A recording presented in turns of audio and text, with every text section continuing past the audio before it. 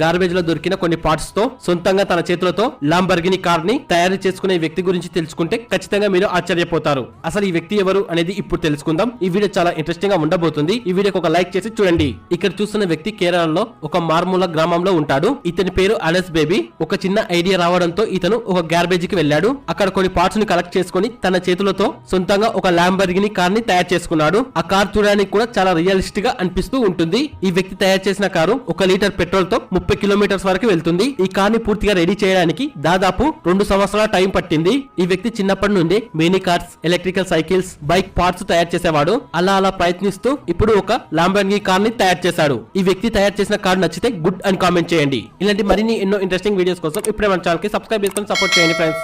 Garbage లో దొరికిన కొన్ని పార్ట్స్ తో సొంతంగా తన చేతులతో లాంబర్గిని కార్ ని తయారు చేసుకునే వ్యక్తి గురించి తెలుసుకుంటే ఖచ్చితంగా మీరు ఆశ్చర్యపోతారు. అసలు ఈ వ్యక్తి ఎవరు అనేది ఇప్పుడు తెలుసుకుందాం. ఈ వీడియో చాలా ఇంట్రెస్టింగ్ గా